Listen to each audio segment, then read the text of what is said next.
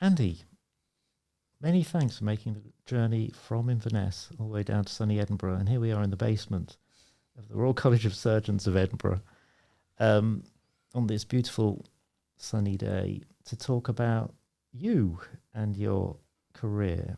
Because for many years I've admired from afar the many achievements that you've managed to get under your belt in record time, actually, given the fact that you started ophthalmology when? Just take us back to the beginning. 1988 was when I started in ophthalmology.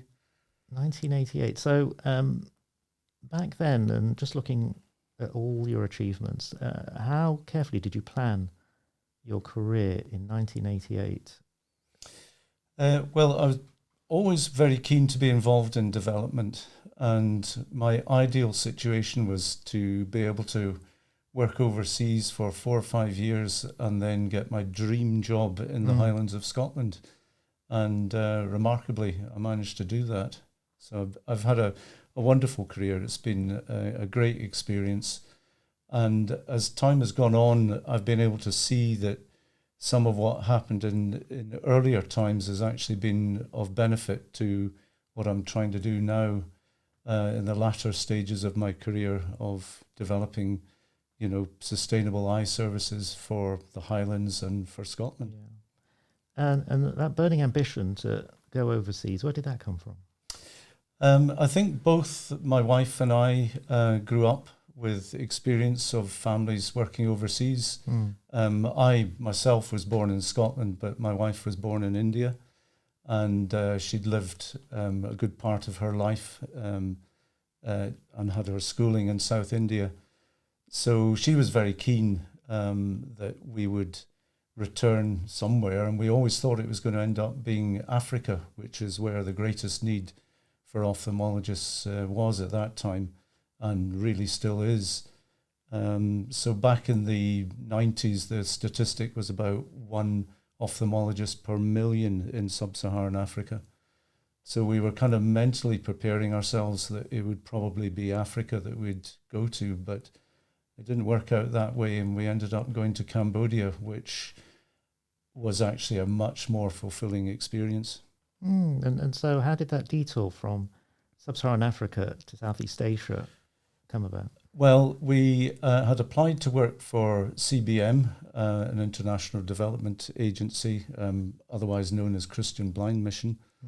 And they did suggest certain projects in Kenya and Nigeria.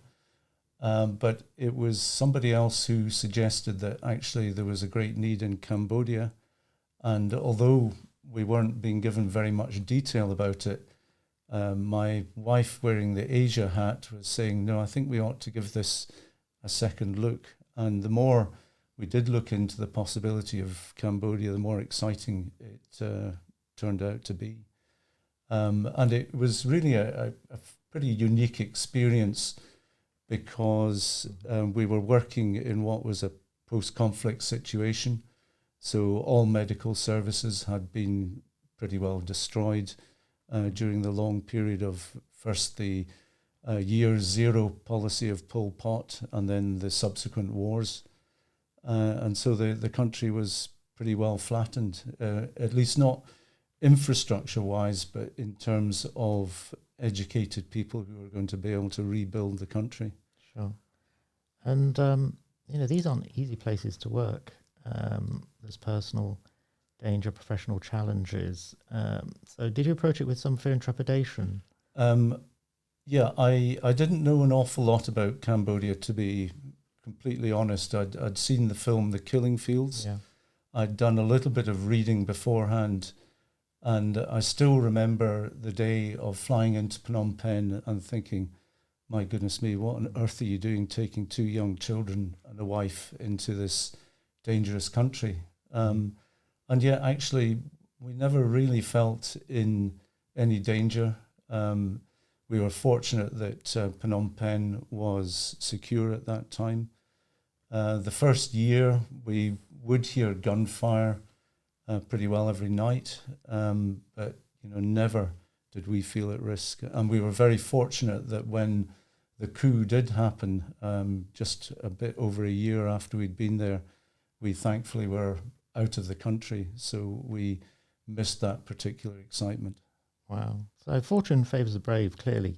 But looking back, if you were approached by a trainee now who was wanting to do something similar, would you encourage them, or would you maybe be slightly hesitant, knowing what you know now? No, I mean, it was just the most fulfilling experience. I suppose I'd taken advice beforehand that I really ought to be prepared, firstly, to make sure that I had a route back into the UK. So I was given pretty strong advice that it was important that I'd completed CCT before I went. And that was very, very sound advice. Mm-hmm. And the other way in which I was fortunate is that this was kind of the period when there was a transition from ECI to phaco. Mm-hmm. And so thankfully I'd got phaco under my belt before I left, and was able to pick it up despite the fact that I'd been away for 5 years. So I'd put in quite a bit of preparation in terms of going on courses about how you would design an eye care program for a country, and to which I'm completely indebted to the likes of Alan Foster and Gordon Johnson, who are very firm friends and who I have just the utmost admiration. So they were my mentors. Mm-hmm. I managed to get a short scholarship to go and work in Ghana, both in the capital in Accra and then also at a small hospital up in the north. And that was a very useful experience, just learning how to cope in a very resource-poor environment. And that's where, at that stage, I was kind of going a step back and learning how to do ICCE, which was something that I'd not been exposed to.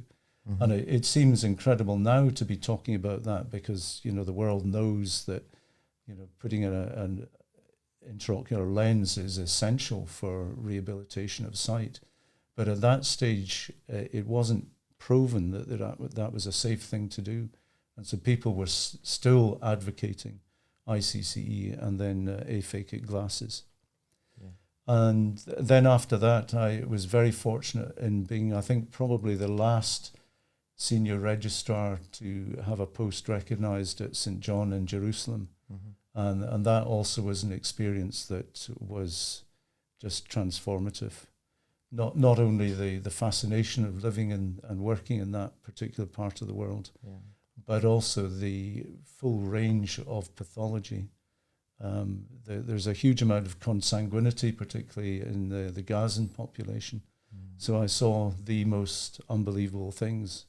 And I used to say that if I didn't see something fascinating coming through the clinic, it was a bad day, because every day there was something unusual.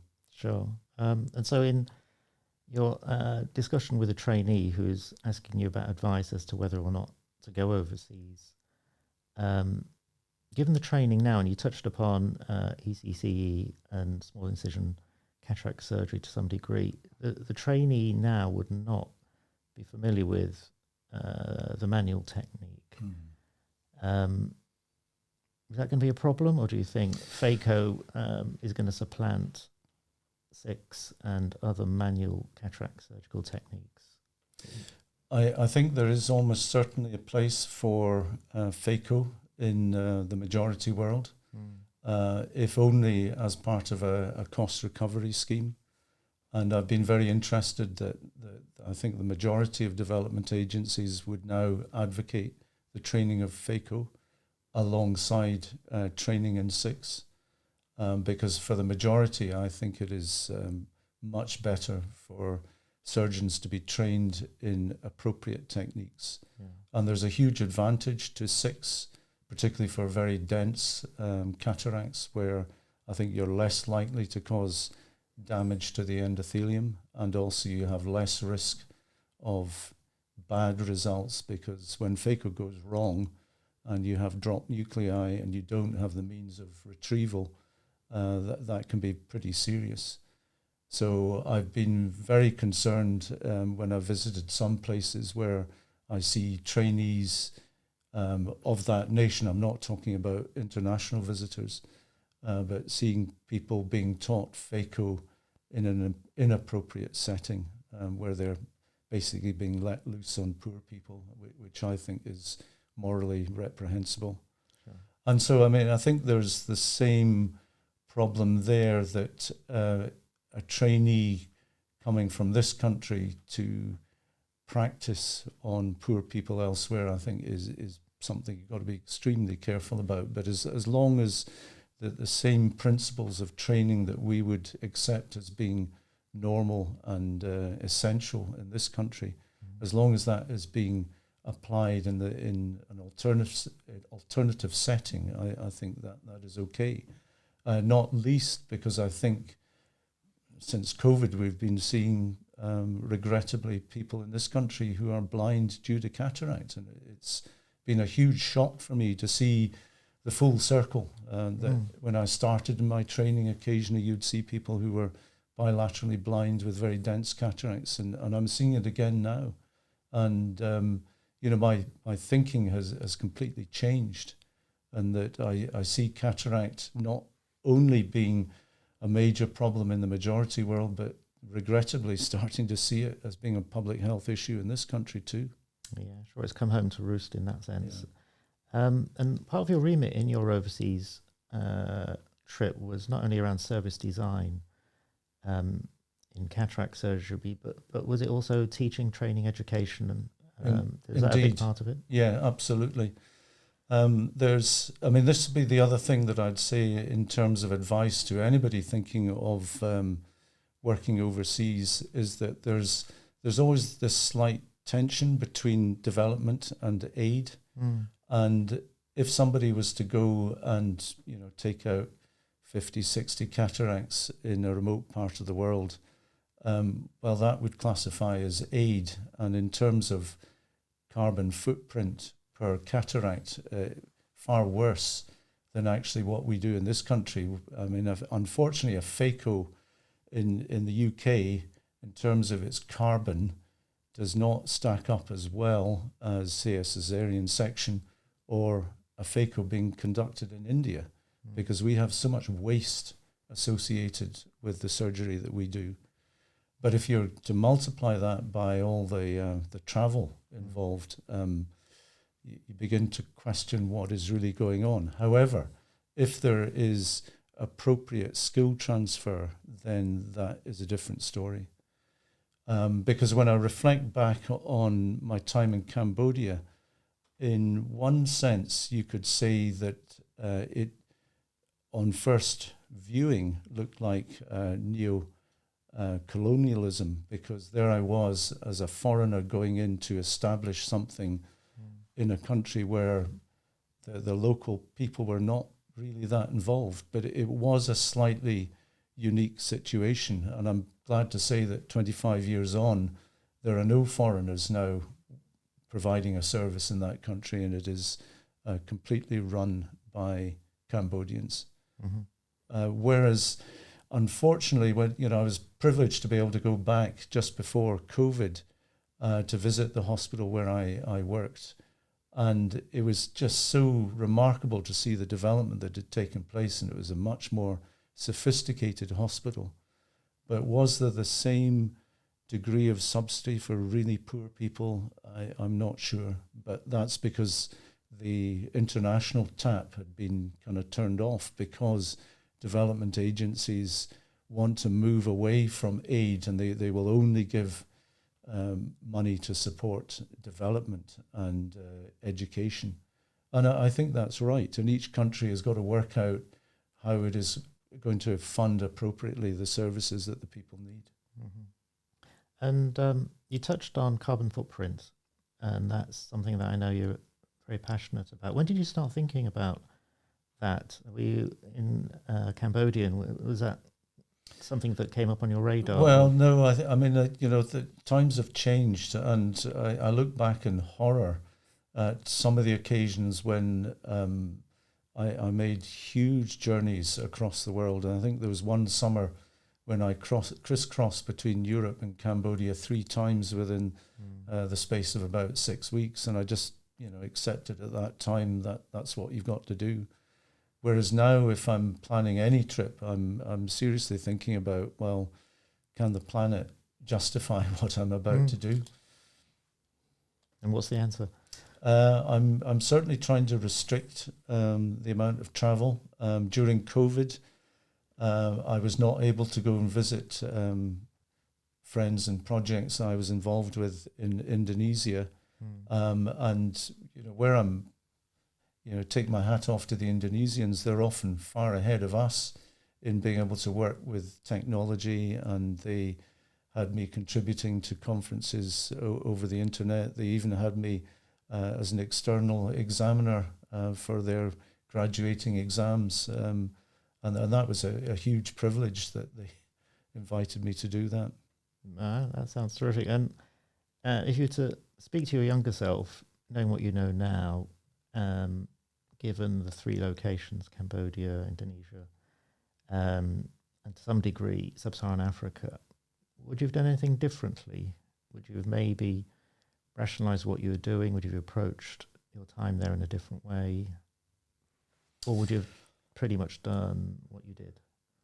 Yeah, I don't think I've got any huge regrets. I mean, I'm sure I made mistakes, and I think that there is always a danger of seeing things from your own particular prejudice. And I'm sure that my younger self was probably a little bit more bombastic and perhaps even arrogant in thinking that I knew the answers to problems, whereas being aware of local culture is so important. And I do recall one meeting I had when there seemed to be the suggestion that that the son of one of the local health officials would be sort of foisted on me as a trainee, and I was getting extremely upset, and I was at the point of getting very angry, which is not something you should do in Cambodian culture. And thankfully, the Cambodian doctor who I respected greatly and who was senior to me, she kicked me under the table and told me to be quiet. And afterwards she said, "Don't worry, everything will be okay.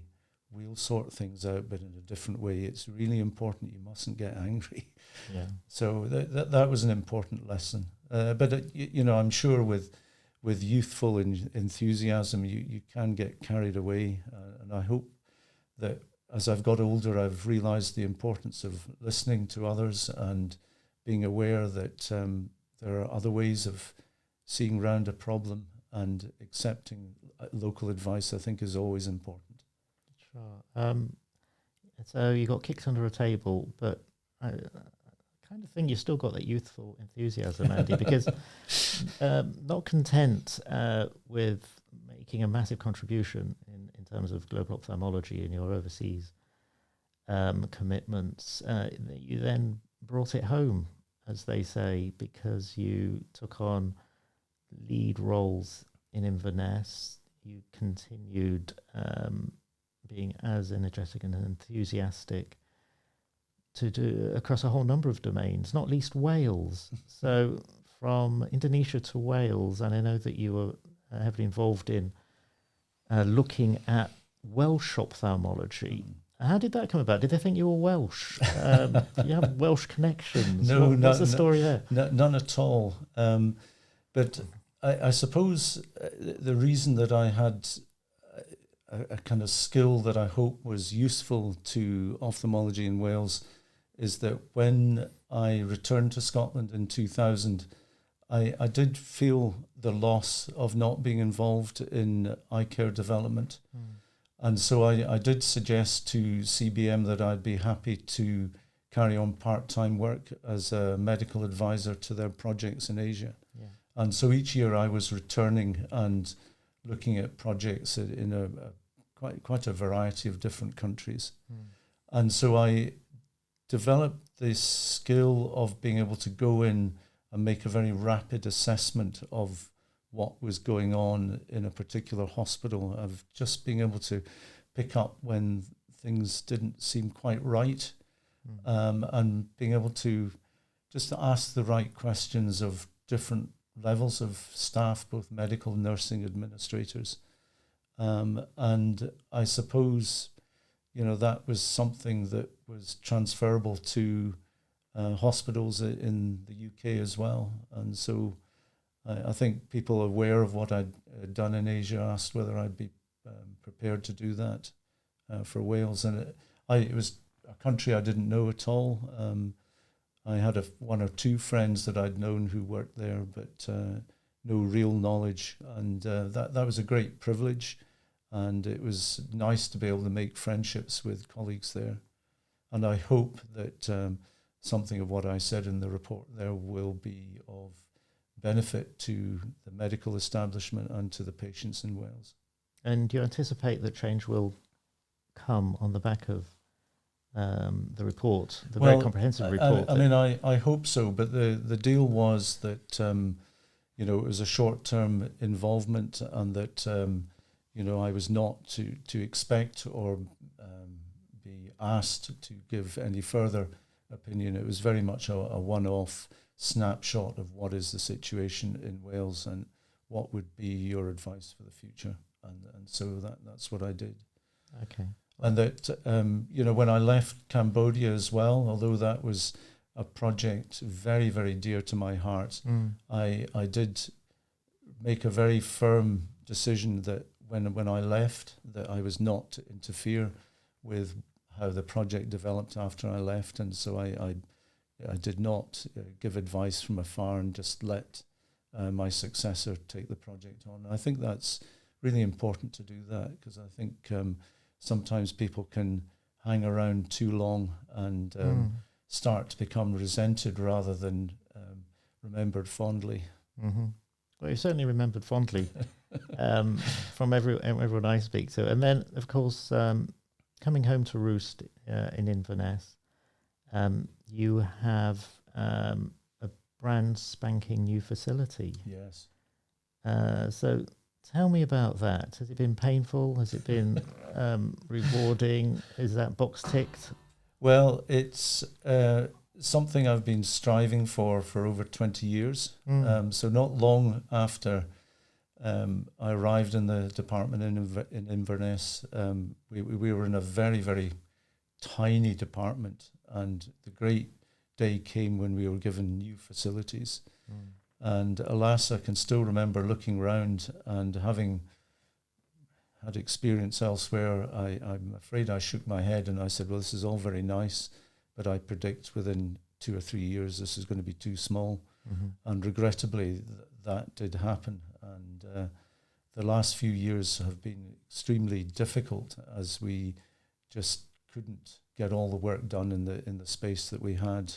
We were taking on more staff and employing people in a very sensible way, taking on non-medical staff to be trained up to do tasks that were appropriate for them, and to release us to do what only doctors should be doing. And yet often we wouldn't have the room to make it work. And over the years there were various projects devised to try and solve our problem. And at times funding was given, but then it never seemed to come to fruition. And we were very fortunate recipients of a visit from Carrie McEwen, who was doing a series of peer review visits, which must have been about 6-7 years ago. And her conclusion was that the facilities we had were really impossible for us to provide safe and appropriate care for our patients. And so finally that was what was released, the blockage to get something moving. And at the time what was suggested that we would have just a cataract factory built on the other side of the A9 on the university campus. And we universally resisted that and said that this is actually not going to benefit us. We're going to have all the problems of split site working with none of the benefits, because it's not going to solve our ultimate problem, which is a very inappropriate space that's not designed to manage patients for modern services. And so we were able to persuade that, yes, we needed a complete new build which would incorporate a treatment centre performing high-volume cataract surgery, but it would be comprehensive. And so that's what we've got, and it's very exciting. And at the opening, which was not that many months ago, I was able to see the architect again, because he'd been very involved with us in the planning.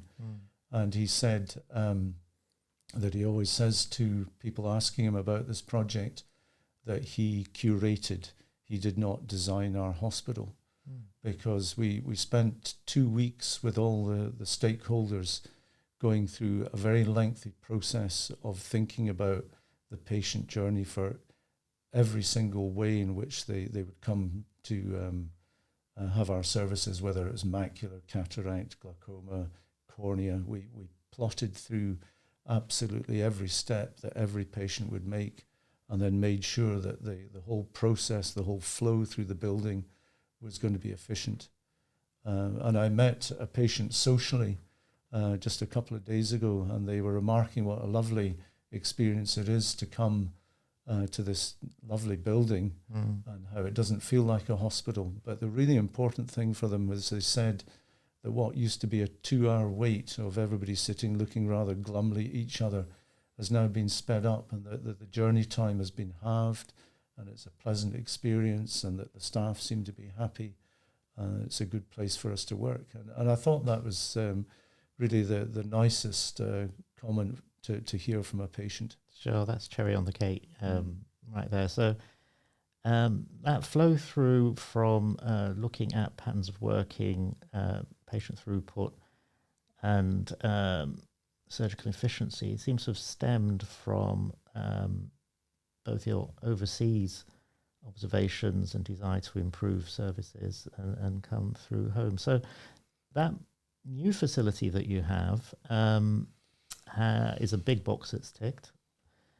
And I know that you're thinking about the next phase of where you're going with your professional work and personal work. So it'd be remiss of me in the final moments of this podcast not to mention apiary and all things be related, because in a way, when you started, or even pre-ophthalmology, you were a student at St Andrews. That's right. Yeah, I was never going to be a doctor. I was very dismissive of my colleagues at school who were going off to study medicine, and I was very denigrating of them and said that they were not true scientists. That's what I wanted to be. So I went off to study zoology, and in my final honours project, I did dissections of fruit fly larvae. And interestingly, it was the eye antennal discs that I was working with in vitro. That when I compare what I was doing then to microsurgery that I'm doing now, what I'm doing now is almost like carpentry, because that was really, really fine stuff. So about a dozen years ago, I took up beekeeping because I was concerned about the plight of pollinators. And that has been a very enjoyable hobby, although I find I don't spend enough time doing it. But where things have come full circle is that just a few weeks ago, I went on a course to learn how to select for queen rearing. And somebody was telling me about their concern about trying to re-establish the genetics of the native Scottish bee, and that was going to involve artificial insemination. And I thought, well, just the perfect thing for a microsurgeon to do. So that is my plan for next year, to learn how to artificially inseminate bees. Well, you heard it here first, listeners. This is going to be the next step. And actually, talking of genetics, it is interesting because both you and your brother are heavily invested in all things ophthalmology. And David and Molly have work very closely with us here at the University of Edinburgh in supporting scholarships. So is there a dominant gene at play between the two brothers, or how did that come about? Well, a bit, I think almost serendipitous. I clearly remember when my brother sent me an email when I was working in Cambodia to inform me that he was going to be working for a company called Allergan. And he said, could you fill me in a little bit about what ophthalmology is about? So I wrote a very tongue-in-cheek little pamphlet for him called Ophthalmology for Dummies. So it's just... He'll be listening, Andy. Not to suggest that he's a dummy in any way, of course not. I mean, that would be would be completely inappropriate, because he, of course, has been extremely successful in his career as well. Oh, fantastically! And he's been, supportive of people at short notice when I've needed to find travelling scholarships for people to get training, and unfortunately in the development world, when you realise a need, you're usually told it's going to take 12, 18 months to get that funding approved. And of course, that's not the way things work. Sure. And there have been occasions when I saw individuals who urgently needed a visit to Europe to have training from Indonesia, and David and Molly very generously supported that.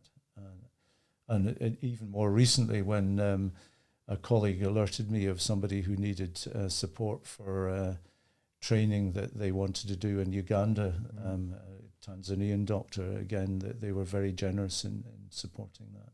Yeah, absolutely. And in terms of continuing the educational theme, the scholarships that are provided through the Pyott Foundation have been invaluable for a growing cohort of global ophthalmologists. Truly invaluable. But Andy, I think drawing this conversation to a close, we could carry on all night, but it's been an absolute delight and a pleasure.